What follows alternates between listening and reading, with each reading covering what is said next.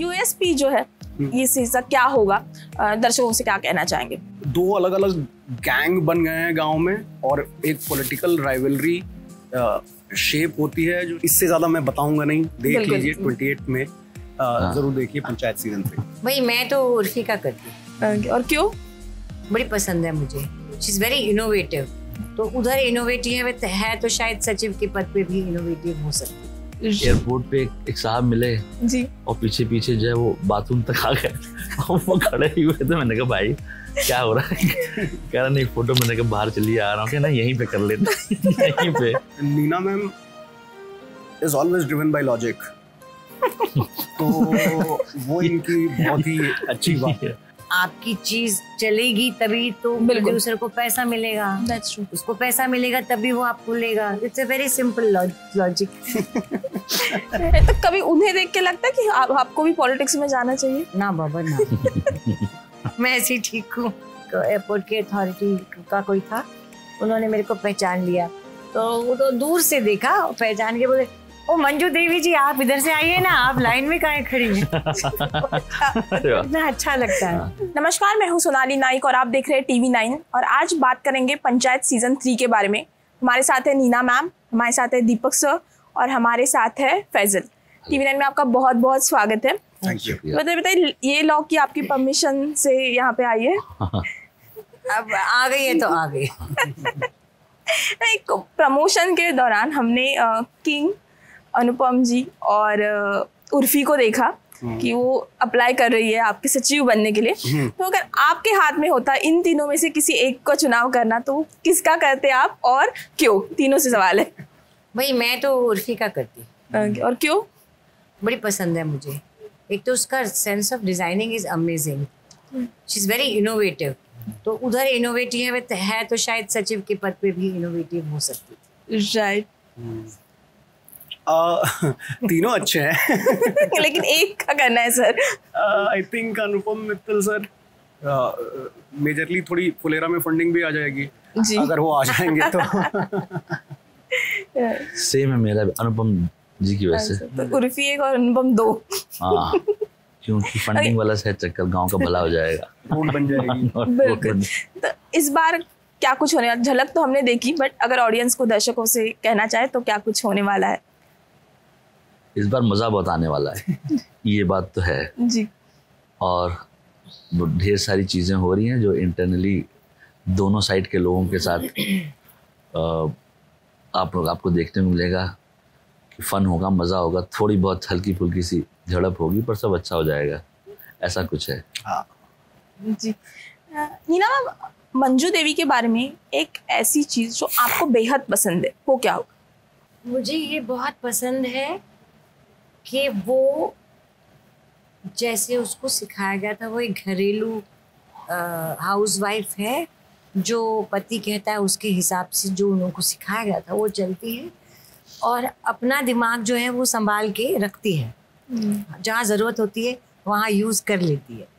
तो ये स्मार्ट औरत है, पर वो स्मार्टनेस बाहर झूठी नहीं दिखाती है।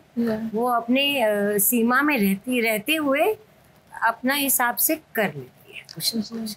ये मुझे बड़ा अच्छा उसका दोगलापन तो गलत है, इसको क्या बोले, कैरेक्टर ट्रेट है एक तरह का। हाँ, कैरेक्टर ट्रेट है जो मुझे बहुत अच्छा लगता है। तो कभी उन्हें देख के लगता है कि आपको भी पॉलिटिक्स में जाना चाहिए? ना बाबा ना। मैं ऐसी ठीक हूँ। तो हमने आपको मतलब आपके करियर में ज़्यादा प्रोजेक्ट्स में एक सिटी गर्ल या सोशलाइट के तौर पे देखा है, and then now you are doing the more rooted किरदार। तो ये ट्रांसफॉर्मेशन, वो टर्निंग पॉइंट कब आया? नहीं, मैं तो जब से टीवी कर रही हूँ, मैंने तो दाने अनार के में लोअर मिडिल क्लास हाउसवाइफ का रोल किया है जो मुझे बहुत पसंद था वो सीरीज। मैंने कबीर की माँ का रोल किया है कबीर सीरीज में। जी जी जी जी। मैंने इतना वैरायटी ऑफ रोल्स किया है फ्रॉम, मैंने इफ यू सी माय, मैंने विडो का किया है लास्ट कलर में, बिल्कुल डिफरेंट गेटअप, डिफरेंट वो। तो एक्टर के लिए यही मजा है ना। नहीं तो फिर अगर ये ना हो तो फिर डॉक्टर को, असली डॉक्टर को ही डॉक्टर का रोल दें, असली इंजीनियर को ही दें, है ना। हमें इसलिए देते क्योंकि हमारा ये काम है कि हम अलग अलग किरदार करें। तो वो तो मैं शुरू से ही करती आई हूँ। अब थोड़ा नाम ज्यादा हो गया है बधाइयों की वजह से, तो आई एम एंजॉयिंग दैट।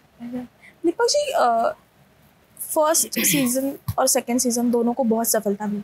अब जब सीजन 3 लेकर आ रहे हैं, जो ऑलरेडी ऑडियंस की एक्सपेक्टेशंस है, उन्होंने तय कर लिया है कि ये तो देखनी है, तब एज अ डायरेक्टर कितना प्रेशर महसूस होता है? प्रेशर ऑफ कोर्स, इतने लोगों की एक्सपेक्टेशन है तो प्रेशर रहेगा आपके दिमाग में, बट उस प्रेशर को हम अपने ऊपर हावी नहीं होने देते जी। उस प्रेशर से या वो एक्सपेक्टेशन की वजह से मैं स्टोरी अपनी चेंज नहीं करूंगा कि चलो कुछ जो हिट हो गया या लोग जो मांग रहे हैं वही कर देते हैं। जो कहानी का ऑर्गेनिक रूट है उसको पकड़े रखते हैं। थोड़ा बहुत प्रेशर होता है तो फिर अपनी कहानी में कन्विक्शन फिर से याद करते हैं और फिर से काम पे लग जाते हैं। राइट। जो बीच में इस फुलेरा की जो कहानी होती है, तो बलिया और फुलेरा का क्या कंफ्यूजन हुआ था, जो लोग बलिया से कंपेयर करने लगे थे? नहीं, बलिया डिस्ट्रिक्ट है, जी, फुलेरा विलेज है। राइट। फुलेरा गांव बलिया जिले में ही पड़ता है। राइट। बट वो इतना ही मतलब सच में उसमें इस तरह की परिस्थिति या इस तरह की सिचुएशंस है फुलेरा गांव में, जिस तरह से हमने फुलेरा एक फिक्टिशियस गांव है, रियलिटी में वैसा कोई गांव नहीं है ना। तो फिक्टिशियस गांव है और जो थोड़ी बहुत रियलिटीज मैंने अपने बचपन के गांवों में देखी थी, वही मैंने फुलेरा में डाली हुई है ना, और उसी को पूरे कन्विक्शन के साथ में दिखा, और वही शायद ऑडियंस को पसंद आए जी। वैसे आपसे पूछना चाहेंगे, पंचायत के बाद क्या करियर पॉइंट ऑफ व्यू से कितना बदली आपकी जिंदगी? बहुत अच्छा बदला, बहुत काफी 2-3 पिक्चर किया है वो आएगी जी जी जी, और काम वाइज भी अच्छा काम कुछ कर रहा हूँ, करूँगा। सीरीज आएगी 2-3। लाइफ बहुत बदली है, लोगों का प्यार बहुत मिला है और अच्छा लग रहा है वो जब हो रहा है ऐसा। तो कोशिश ये है कि इसको काम करता रहूँ अच्छा, और ये शो जो है जिसकी वजह से सब कुछ हुआ है उसका थैंकफुल हूँ कि मतलब लोग अब बुलाते हैं। पर ये है कि चेंज काफ़ी चेंज हो गया है एक लाइफ में। राइट। इन्हें जब आप पर्दे पे जो आपने डायरेक्ट किया वो तो हम देखेंगे, लेकिन पर्दे के पीछे आपने नीना जी के बारे में या फैजल जी के बारे में ऐसे कुछ एक चीज़ नोटिस की है जो हमारे साथ शेयर करना चाहेंगे? फैजल सर बहुत ही हंसमुख आदमी है, मतलब worst of the worst situations में हंसते रहते हैं, है ना। तो वो एक बहुत ही मतलब अमेजिंग बात है इनकी। और Neena ma'am is always driven by logic, तो वो इनकी बहुत ही अच्छी बात है।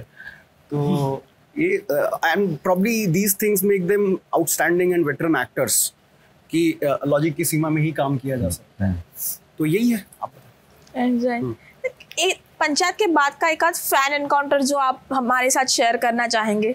मतलब आपके साथ कुछ फैन एनकाउंटर कोई? हाँ, fan encounter, fair encounter, sorry, fan encounter एक ये था कि एयरपोर्ट पे एक साहब मिले जी, और पीछे जो है वो बाथरूम तक आ गए और वो खड़े ही हुए थे। मैंने कहा भाई क्या हो रहा है? कह रहा नहीं फोटो, मैंने कहा बाहर चलिए आ रहा हूँ, ना यहीं पे कर लेते यहीं पे। तो वो हुआ काफी जो है। और एक मुझे फौज की साइड से बहुत ढेर सारे फोन आते हैं। क्या बात? और मुझे बुलाया भी गया लास्ट ईयर जो है वहाँ पे दंतेवाड़ा के आगे, वहाँ काफ़ी लोग मिले वहाँ पे, और उन लोग की वाइफ मिली जो है। तो वो कहने लगे कि हमने तुमको कहा था मत जाइए कहीं तो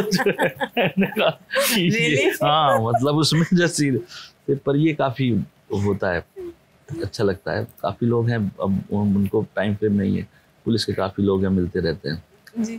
तुम कभी मज़ा भी आता है, ऐसा नहीं कि मैं उनसे दूर रहता हूँ। और कभी कभी ऐसा भी होता है कि बाथरूम वाला बहुत लंबा चलना था। एक दोस्त भी था कि भाई ठीक लगा तो क्या करना चाह के, नहीं यहीं कर लेते बाहर। तो ठीक है चलिए।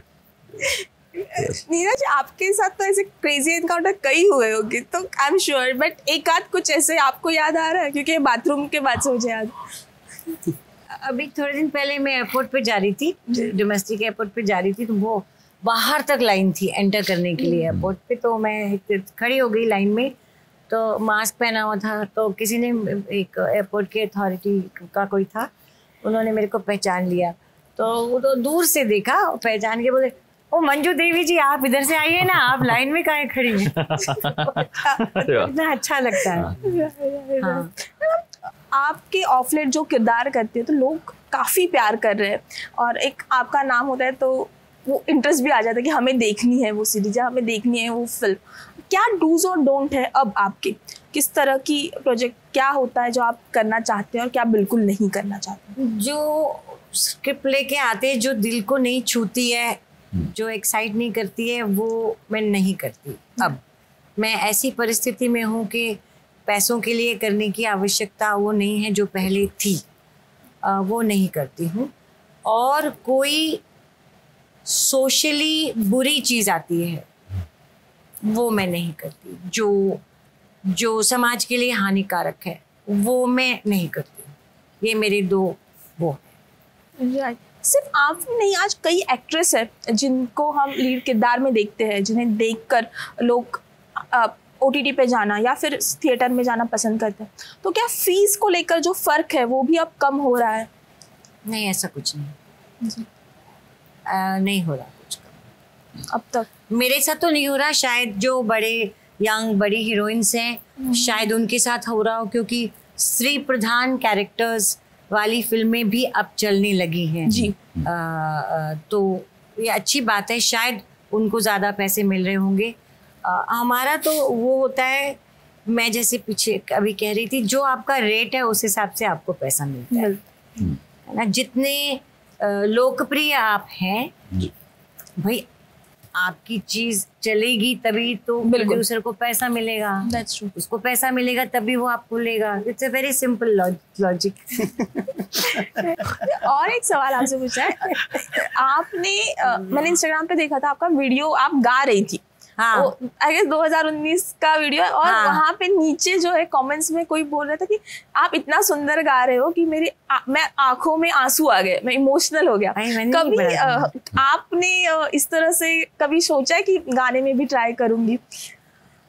हाँ, मैं बीच बीच में गाना सीखने लगती हूँ, शुरू कर देती हूँ गाना सीखना, और फिर काम की वजह से नहीं होता। मेरा बड़ा ये मन होता है काश मैं एक सिंगर होती, ऐसा मुझे बहुत मन होता है। मुझे म्यूजिक बहुत पसंद है। तो गाना याद है मैम को बहुत, मुझे इतना पसंद, मतलब मुझे मेरे साथ मैं पुराने गाने के सारे वर्ड्स याद है मुझे, पूरा गाना, मतलब होगा 500 800 900 गाने का लाइब्रेरी फिट है, मतलब कोई गाना बताइए, गाना पूरा था। इस पे एक अलग से इंटरव्यू करना पड़ेगा लगता है वो, क्योंकि समय समाप्ति की घोषणा हो गई है। USP जो है ये सीजन क्या होगा, दर्शकों से क्या कहना चाहेंगे? ये सीजन इस सीजन में दो अलग अलग गैंग बन गए हैं गांव में, और एक पॉलिटिकल राइवलरी शेप होती है, जो शेप होके एक पर्टिकुलर एक्सटेंट तक चली जाती है, जो बहुत ही अनप्रेडिक्टेबल है। इससे ज़्यादा मैं बताऊंगा नहीं, देख लीजिए 28 में ज़रूर देखिए पंचायत सीजन 3। और आई एम श्योर अच्छा लगा, इसीलिए इतने कॉन्फिडेंट है आपकी सुनने में। आज सीजन 4 की तैयारी शुरू कर दी है। राइटिंग चल रही है। Yes, thank you so much. Thank you. बहुत बहुत